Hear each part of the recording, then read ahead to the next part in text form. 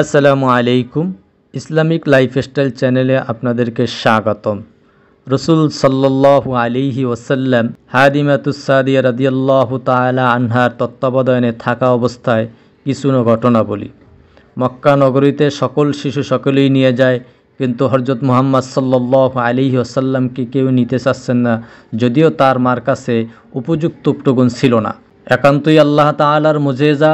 অবশেষে দুধমা হালিমাতুস সাদিয়া রাদিয়াল্লাহু তাআলা আনহা রসুল সাল্লাল্লাহু আলাইহি ওয়াসাল্লামকে নিয়ে রওনা দেন। হালিমাতুস সাদিয়া রাদিয়াল্লাহু তাআলা আনহার উটটি ছিল অত্যন্ত জীর্ণশীর্ণ। রসুল সাল্লাল্লাহু আলাইহি ওয়াসাল্লাম উটের পিঠে ওঠার সাথে সাথে জীর্ণশীর্ণ উটটি অত্যন্ত শক্তিশালী হয়ে উঠে। হালিমাতুস সাদিয়া রাদিয়াল্লাহু তাআলা আনহার সফর সঙ্গী যারা ছিল সকলকে উট পিছনে ফেলে সামনে চলে যায়। হালিমাতুস সাদিয়া রাদিয়াল্লাহু তাআলা আনহা রসুল সাল্লাল্লাহু আলাইহি ওয়াসাল্লামকে নিয়ে বাড়িতে চলে যান।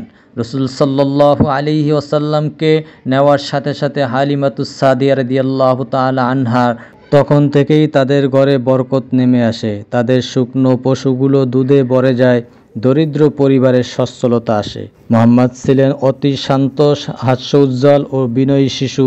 তিনি কখনোই অতিরিক্ত কাঁদতেন না বা পরিবারের জন্য কষ্টের কারণ হতেন না।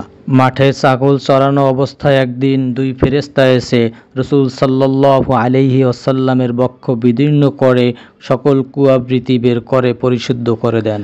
রসুল সাল্লাল্লাহু আলাইহি ওয়াসাল্লামের সাথে থাকা দুধভাই এই অবস্থা দেখে ভয় পেয়ে যান এবং তার মায়ের কাছে গিয়ে সবকিছু বর্ণনা করেন। তার মা হালিমাতুস সাদিয়া রাদিয়াল্লাহু তাআলা আনহা এসে রসুল সাল্লাল্লাহু আলাইহি ওয়াসাল্লামকে ভীত সতস্ত্র অবস্থায় দেখতে পান এবং রসুল সাল্লাল্লাহু আলাইহি ওয়াসাল্লামকে তার মায়ের কাছে পৌঁছে দেন।